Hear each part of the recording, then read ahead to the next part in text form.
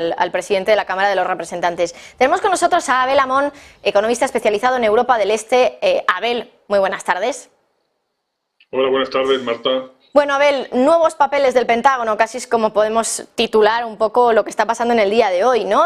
Entendemos que la información es altamente sensible, ¿verdad? Claro, información que llega a Rusia, porque si nos está llegando a nosotros, también le está llegando a Rusia. ¿Y qué consecuencias puede tener que información como esta, como que a Ucrania, por ejemplo, se le pueden acabar las existencias de misiles antiaéreos ya en unas semanas o incluso en unos días?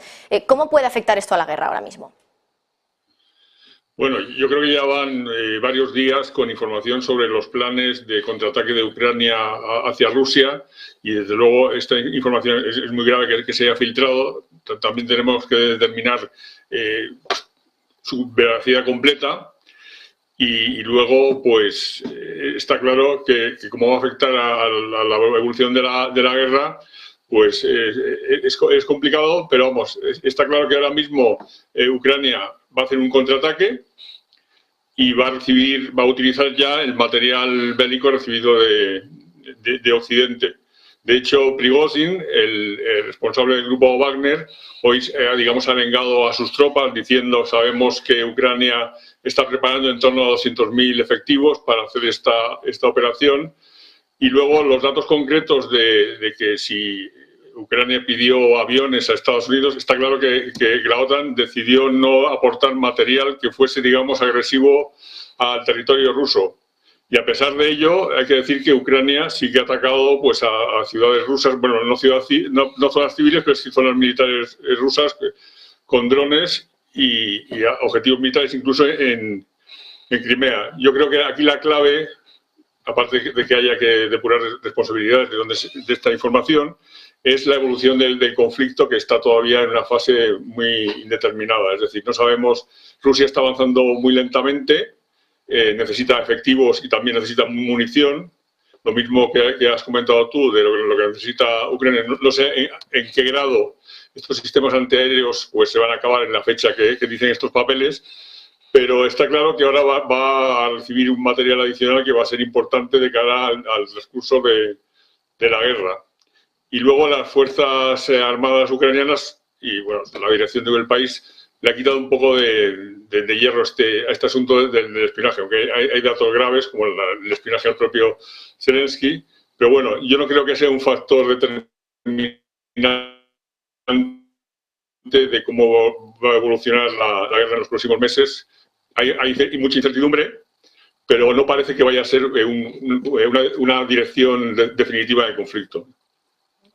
Bueno, además también, Abel, hay bastantes teorías, ¿no?, respecto al origen de esa filtración o incluso al hecho de si realmente son documentos verídicos. Lo que sabemos es que Estados Unidos está comprobando la veracidad de esos documentos. Es cierto que hay muchos medios de comunicación que dicen haber visto esos propios documentos, que dicen haber hablado directamente con fuentes del Pentágono, que los ven bastante realistas, pero luego, por ejemplo, también tenemos algunas teorías, insisto, que dicen que puede haber sido, por ejemplo, documentos elaborados por la parte occidental a propósito para confundir a Rusia.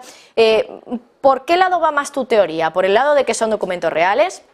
¿De que son documentos elaborados expresamente para confundir a Rusia? ¿O incluso que son documentos que ha elaborado Rusia para confundir también o para crear esa campaña de desprestigio que dice, o de desinformación más bien, que dice Ucrania? Porque eso es lo que denuncia también Ucrania.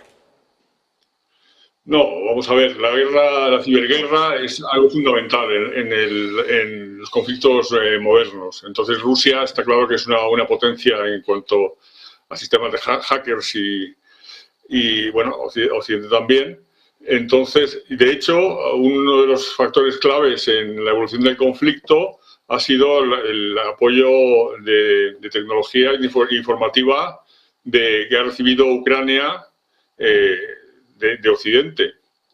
Entonces, habrá que investigar más estas filtraciones, pero yo iría más al hecho de cómo va a evolucionar el conflicto en base a esta información que se conoce, ¿no? Al final, la clave aquí va a ser si el material que va a aportar Occidente y el reclutamiento de la formación en este material va a ser decisivo para evolucionar el conflicto. no sé, habrá que estar pendiente de datos, pero yo te digo que también influye la fake news por parte de los dos lados del conflicto, pero yo creo que lo fundamental aquí es lo que te he comentado, pues que hacia dónde va a tirar el conflicto. Si Rusia va a tener que defender más de 1000 kilómetros del frente, para ello va a tener que reclutar a gente profesional, porque no creo que caiga en una nueva movilización, y hay que ver hasta qué punto pues el material aportado por la OTAN va a ser efectivo en el conflicto. Yo creo que esto es más importante que el hecho de que pues se haya relevado cierta información sensible. Bueno, pues por lo tanto entendemos que hay que darle la información o la importancia más bien que tiene esta información, pero que no va a ser tampoco determinante para el devenir del conflicto. Hay más cuestiones en términos geopolíticos hoy, Abel, por ejemplo, esas maniobras que ha realizado China en torno a Taiwán. ¿Consideras que son una manera de provocar también a Estados Unidos o qué valoración haces de lo que ha pasado hoy en China? Esto es una consecuencia inmediata de la visita de la presidenta de Taiwán, Tsai Ing-wen, con el presidente de la Cámara de Representantes, Kevin McCarthy. Entonces ya sucedió con anterioridad, pues con la visita de Nancy Pelosi, pues China este tipo de reuniones le afecta y hace que pues haga sus maniobras y sus planes posibles de una invasión.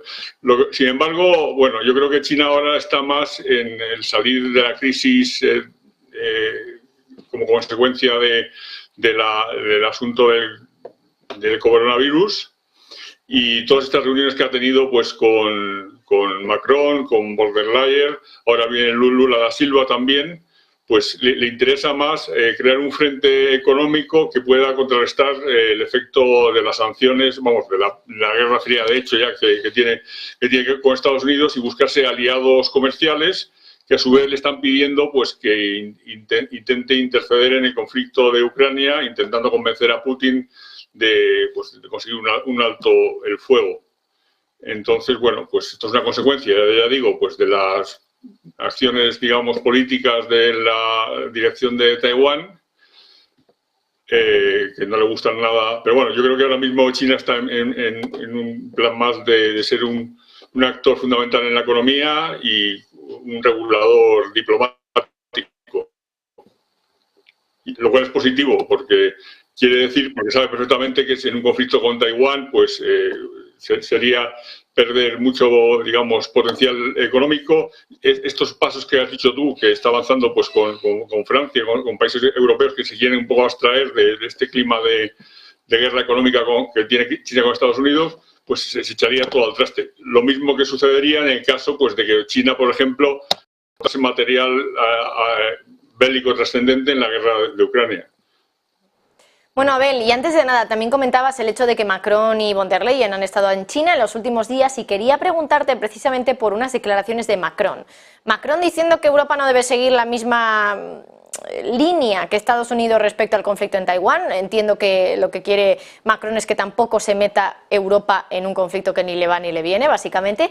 Y además también ha dicho Macron que Europa tiene que reducir la dependencia en el dólar de Estados Unidos, que esto me parece bastante llamativo, porque claro, es verdad que nos parece normal que países como China o Rusia lo digan, pero que lo diga Francia, que lo diga Emmanuel Macron, ¿cuál puede ser el motivo?